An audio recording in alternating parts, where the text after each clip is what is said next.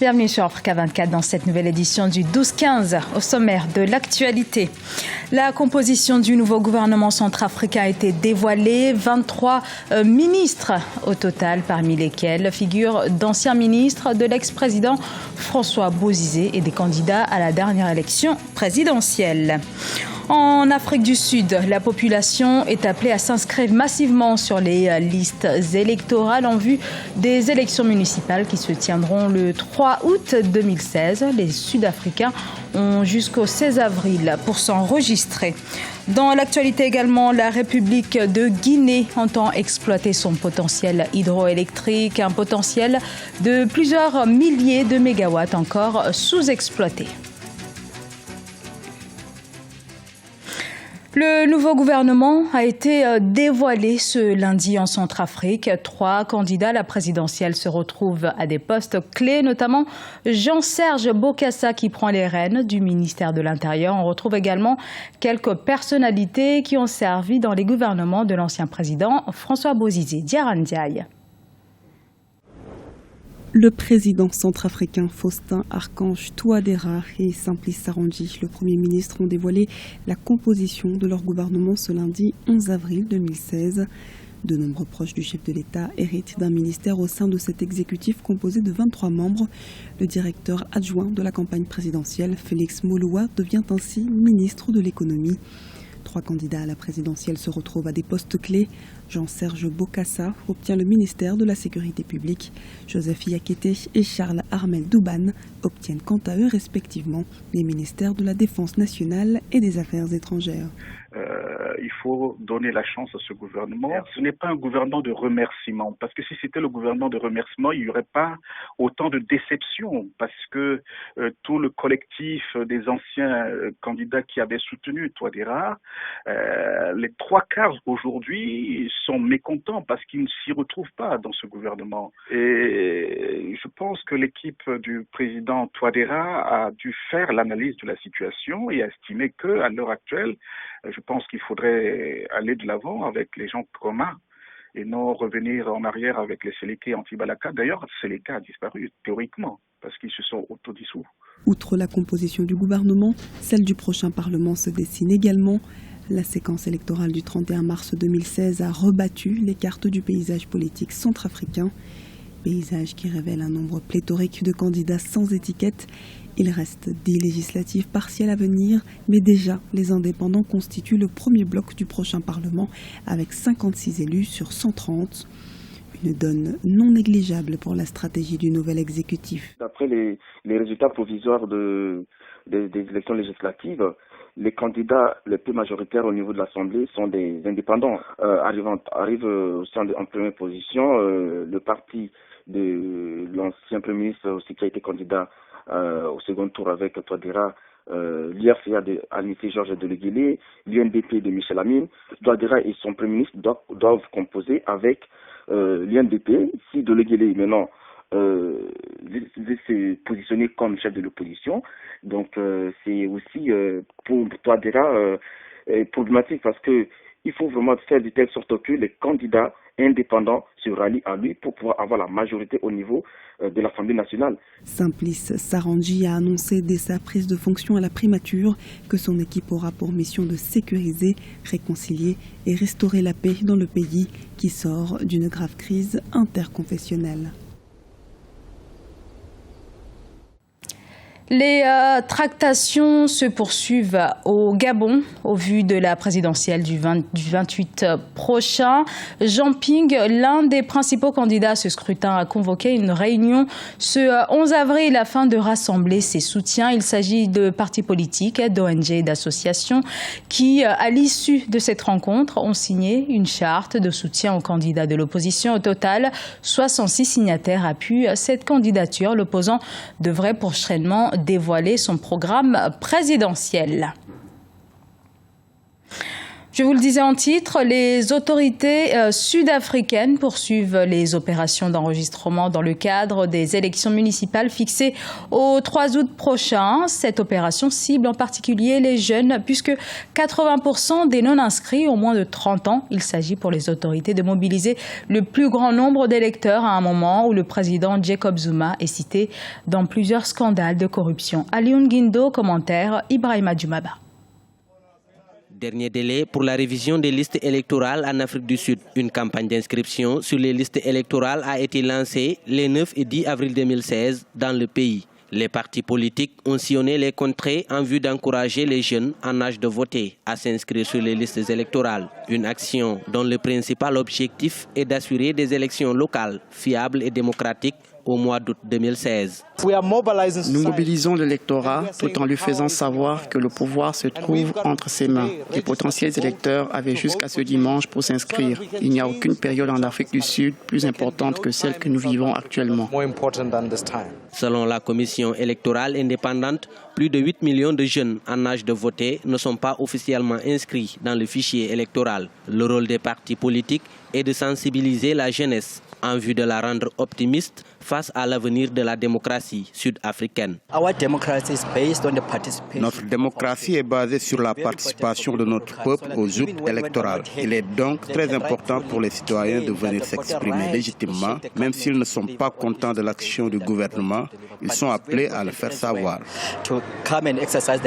La campagne d'inscription sur les listes électorales a pris fin le 10 avril 2016. Entre le 9 et le 10 avril, plus de 22 000 bureaux d'inscription ont été ouverts sur tout le territoire sud-africain. Les initiatives se multiplient pour une sortie de crise en Libye. La communauté internationale affiche un soutien de plus en plus significatif pour le gouvernement de Fayez al-Sarraj, entré récemment en fonction. Et la Libye est d'ailleurs au cœur d'une réunion internationale qui se tient ce mardi en Tunisie. Deux grandes priorités sont à l'ordre du jour de cette rencontre. Le redressement économique du pays et la sécurisation du territoire libyen, avec notamment l'importance de faire front contre l'État islamique. Olivia Hérédobré.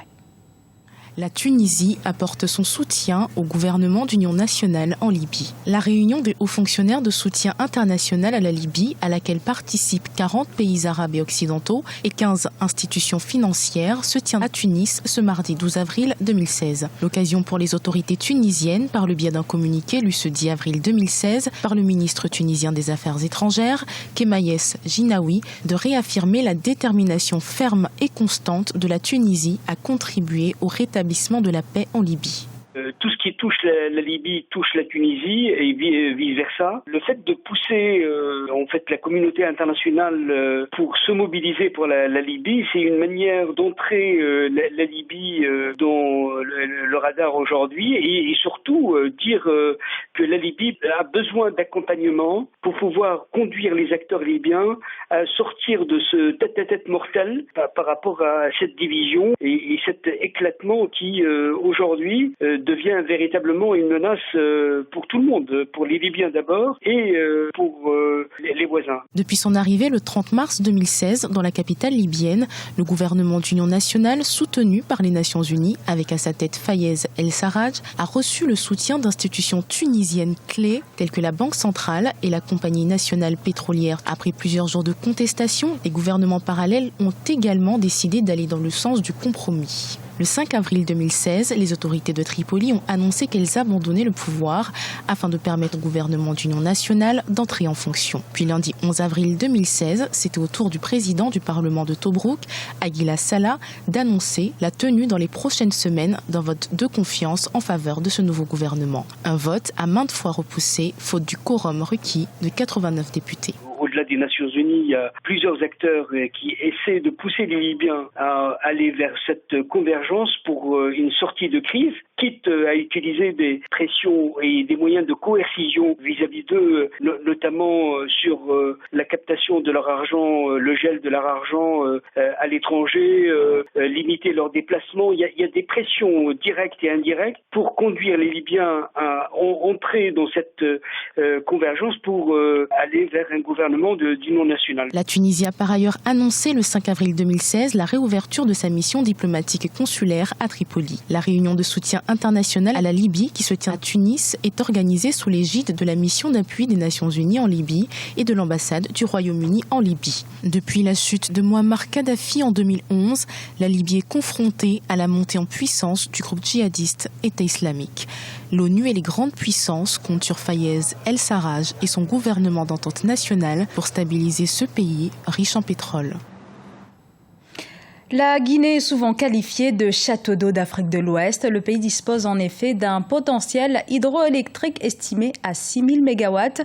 Mais ce potentiel reste encore très peu exploité aussi. Depuis 2010, les autorités guinéennes tentent de valoriser ces atouts grâce notamment à la construction de nouvelles infrastructures énergétiques. Un reportage d'Emmanuel Milimono, notre correspondant en Guinée. Elle est reconnue comme étant le château d'eau d'Afrique de l'Ouest à cause de son potentiel hydroélectrique exploitable estimé à 6000 MW. La Guinée est en effet capable de produire jusqu'à 19 300 gigawatts par an. Après l'inauguration du barrage de Caleta et le lancement des travaux de celui de Swapiti, les populations guinéennes ont accès actuellement à une desserte relativement améliorée et l'espoir est désormais permis.